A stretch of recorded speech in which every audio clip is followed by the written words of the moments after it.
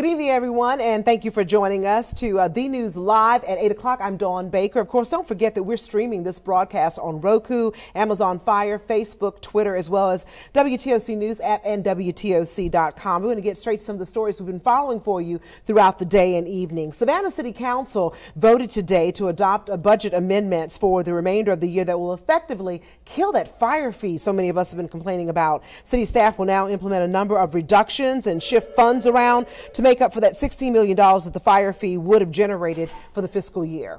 If it were that after the 3 public hearings the tax increase is not passed, then what you would likely see would be a significant budget amendment coming back before council and the public to significantly reduce our personnel within our general fund.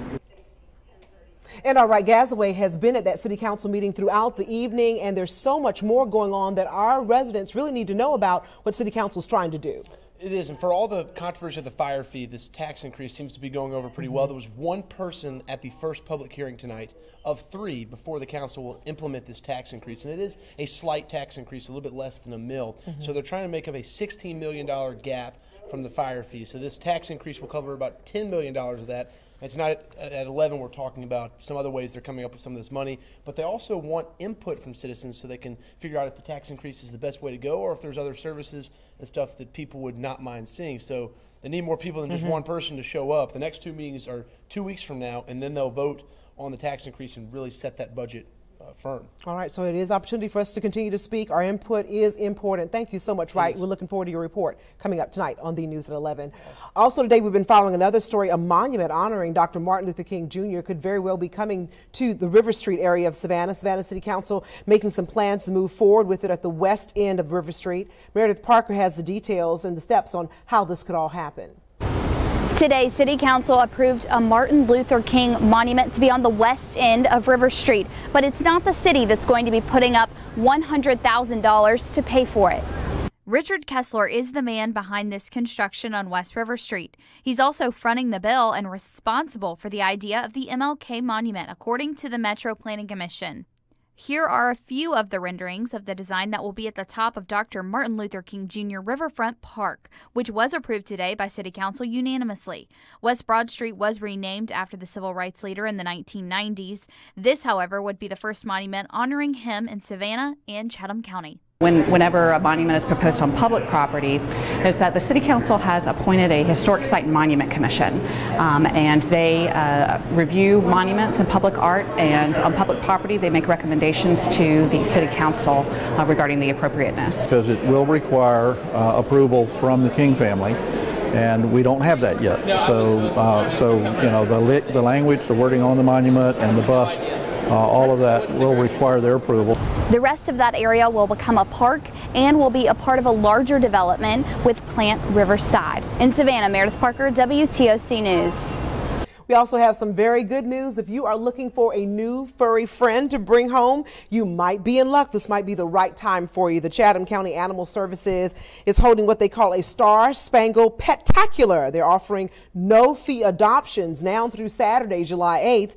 Adopted pets will receive their vaccinations and be dewormed, spayed and neutered, and even microchipped. Everything they need to be healthy and save you hundreds of dollars. The interim director tells us they're just trying to make room in the shelter and find these pets a great home. We're overcrowded. We've got a lot of dogs and cats here, and we're trying to get them back, trying to find homes for all these guys. It's kitten season, so we've got lots and lots of cats. The dogs, dog kind of, it doesn't matter. Dogs just show up, so we're trying to get them into homes. We want to get them out of here. And of course, as we mentioned, no free adoptions will be available daily from 1 until 4:30 at the Animal Services Shelter on Sally Mood Drive in Savannah. Well, some neighborhoods in Richmond Hill are still dealing with trash can problems. They switched from Atlantic Waste a few weeks ago, but they still have the waste management trash cans in the neighborhoods crowding the streets. WTOC's Crystal Howard went out to some of those neighborhoods today, talked to some of the residents who are really having a tough time as they make the transition. Yeah, and if you look down the street, all you see are yellow tops and green bottoms. Those cans belong to Waste Management. They were supposed to be picked up weeks ago. Now residents say it's just an eyesore for their community.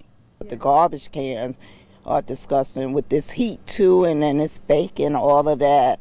leftover garbage. Julia says the garbage just stinks and it causes maggots, which in turn turns to flies. I can't even open my door without 2 or 3 flies being in the house, and that's coming from the garbage. Waste Management announced June 21st that they will be picking up the remaining trash bins, but the residents are upset because they have not, and they say it just looks bad in the neighborhood. You know, having 4 extra cans out, you know, it's just frustrating and diminishes how the neighborhood looks when you're driving. And not only that, residents say having the cans on the side of their yards too long isn't healthy for their lawns. They're still here, and it starts killing the grass and stuff, so we had to pull them back. And the city of Richmond Hill told me today they are aware of the complaints from residents, so they tried speeding up the process by reaching out to Waste Management. They received a statement back that reads partially in quote, "The process isn't easy switching over and trying to collect carts, especially in the middle of a 4th of July holiday. But we are putting extra resources in and making sure we are doing all we can to ensure a smooth transition. At the end of the day, our experience has been when we are taking over a new contract or leaving a contract,